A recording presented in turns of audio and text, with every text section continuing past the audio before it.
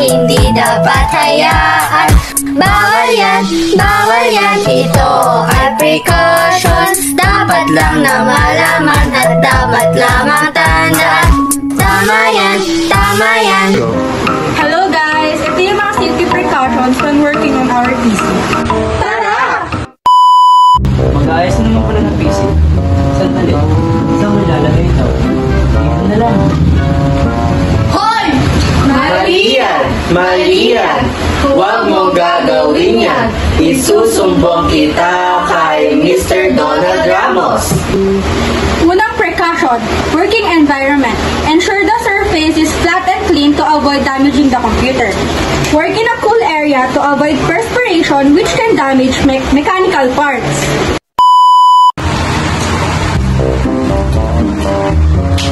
Girlie! Mali yan! Huwag mong gagawin yan! Isusumbong kita kay Mr. Donald Ramos! Second precaution. Ito yung general precautions, guys. Kailangan natin tagayin yung mga accessories sa ating arms, fingers para ma-prevent yung electricity flow. Tsaka dapat, dry lagi yung hands natin before working on our tools. Tapos na screwdriver eh. Teka lang, asa na ba yun? Hindi mo kasi alam yung third precaution eh. Alam mo? Third precaution, tool preparation guys. Gather all necessary tools before starting, including a Phillips head screwdriver, anti-static grease trap, small containers for screw, thermal paste if installing a CPU, and cable ties para mas mapadali at mabilis yung work niya. Alam mo, bestie, Mali yan! Huwag mong gagawin yan! Isusumbong kita kay Mr. Donald Ramos! Eh, mali na naman. Hi! Na, Chinese, fourth precaution, static electricity prevention. Mas better to use an ECD strap and an ECD mat whenever possible before handling any static sensitive devices. Ensure the strap is connected to the system frame at tama yung paggamit nito. Game na! Ayusin na natin tong PC. Pre, wag muna. Hindi nakatanggal sa akin. Oo nga, wag muna. Eh, bakit? Ganito kasi pre, kumanan ako. Oo. Kumaliwa ka. Oo. O tapos? Ba't wala kang helmet?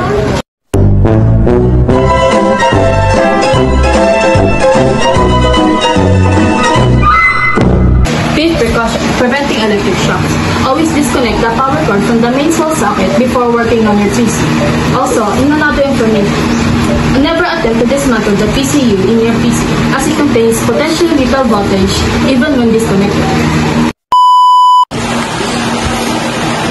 aray ko, B! Hala! Anyari, be? Nahiwa ka? Pati din nabi? Ang sakit, B! Patingin! Keme lang, B! Pero guys, one of the safety precautions din yan ha. You're protecting against sharp edges. Use tape to cover any sharp edges or corners on the case, both inside and outside. You can also apply soft vinyl or rubber strips along the edges to provide a caution barrier.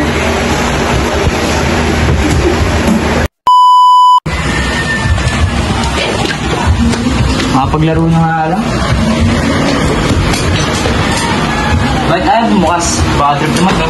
Baka may problema. Teka nga. Privado girlies! Mali yan! Huwag mong gagawin yan! Isusumbong kita kay Mr. Donald Ramos!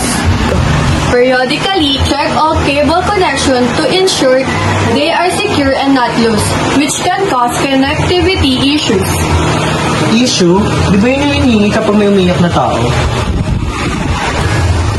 Uy, te, pahingi nga siya issue. Tissue ba yun? So that's it. We hope na may natutunan kayo. Tama ba, guys?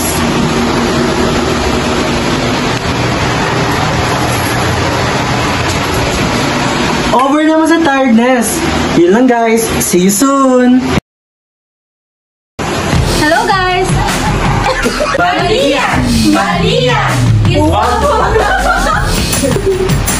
Ang tagal puti. Ensure the surface is flat and clean to avoid.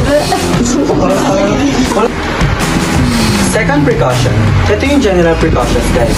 Kailangan natin i-take off yung mga anything accessories from our bracelets, rings, or fingers para ma-prevent yung... Mali yan!